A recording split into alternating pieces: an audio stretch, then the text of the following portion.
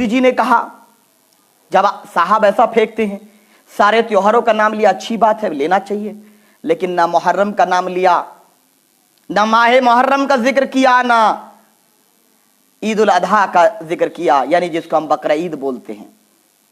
ये आपकी मानसिकता दिखाती है। हमें जरूरत नहीं है आपकी, हमें जरूरत नहीं है कि आप हमें जब मुबारकबाद देंगे तो जब हम बकरा ईद करेंगे, जब हम ज़िबह करेंगे, नहीं, हम बकरा ईद यानी कि ईद उल अधा उसी शाम से मनाएंगे, क्योंकि आपसे बढ़कर है मेरे भारत का संविधान। आप आज हैं, कल नहीं रहेंगे। सुन लीजिए प्रधानमंत्री जी, आज हैं, कल नहीं रहेंगे। नरसिम्हा राव को भी यही गुरूर था जब उसने बाबरी मस्जिद को तयख्खुन देने के बाद शहीद कराया था। वो जिम्मेदार था, मुलव्विस था, नाकाम रहा था हिफाजत के लिए, उसको भी गुरूर था। हिटलर को भी गुरूर था, नेपोलियन बोनापार्ट को भी गुरूर था, तमाम लोगों को, तमाम बादशाहों को, बहुतों को यह गुरूर हुआ कि जो हम चाहेंगे वही करेंगे। लेकिन और एक दिन आया कि वो इस मिट्टी में या तो दफन हो गए या इस दुनिया से एकदम फना हो गए। आज उनका नाम लेने वाला बाकी नहीं है, लेकिन मेरा विश्वास है आर्टिकल 15 रहेगा, आर्टिकल 14 रहेगा, आर्टिकल 25 रहेगा, आर्टिकल 21 रहेगा, बाबा साहब अंबेडकर का संविधान रहेगा। नरेंद्र मोदी रहे या न रहे, लेकिन संविधान रहेगा। और संविधान मुझे धर्म पर चलने की आजादी देता है। संविधान मुझे सभी धर्मों का सम्मान करने के लिए प्रेरित करता है और उसको मैं पूरी तरीके से पालन करता हूं। सुनिए, आज बोलना पड़ेगा यह बात कि जिन लोगों के दिमाग में यह है कि जो मोदी बोले वही देशभक्ति है और मोदी से सवाल करने वाले देशद्रोही, ये नहीं, हम मोदी के खिलाफ हैं, देश के खिलाफ नहीं।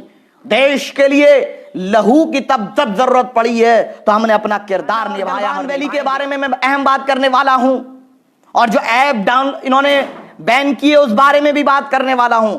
लेकिन मेरी एक बात आप एक यहां पर सुन लीजिए कि अगर आप ईद उल अधा का जिक्र कर देते, अगर आप मुहर्रम का जिक्र कर देते बहैसियत प्रधानमंत्री, तो भारत के अंदर भाईचारे की बुनियाद मजबूत होती।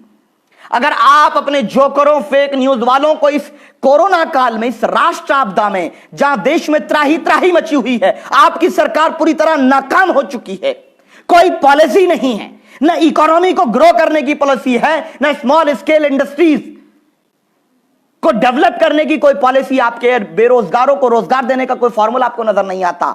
उस मुद्दे पर बात करने के लिए पागल थे।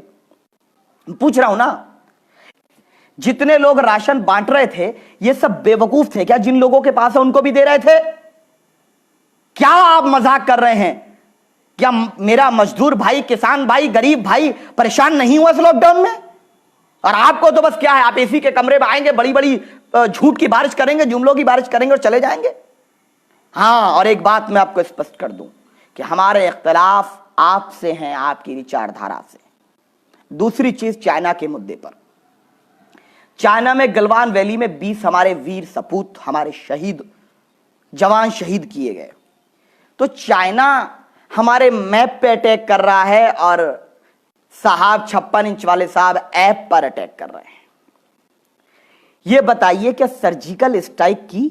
आज ये बोले आधा घंटा बग बग बग बग किए कई बार, जिससे मैं सहमत नहीं, उसको मैं कह रहा हूं, जो डिसएग्री जिससे हम करते हैं, अंदाज है, गुफ्तगू है वो हमारा।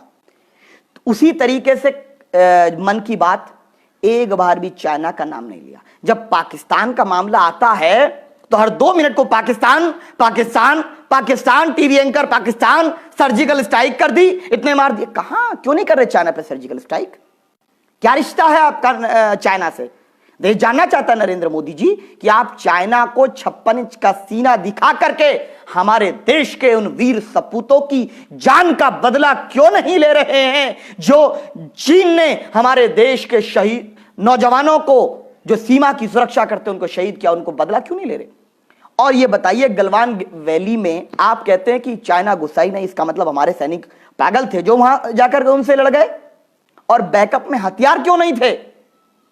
और मैं ऐसे समझौते को लात मारता हूं जिसमें मेरे देश का जवान निहत्था मरने पर मजबूर हो जाए और वो समझौता ये राजनेता करके बैठ जाए कि मेरे देश का सपूत अपने देश की सीमाओं की सुरक्षा के लिए बलिदान दे रहा हो और उसके हाथ में एक बंदूक भी ना हो, कैसे सुरक्षा होगी सीमाओं की? बैकअप वेपन्स होना चाहिए, यह हम मांग करते हैं सरकार से। आदाब दोस्तों, मैं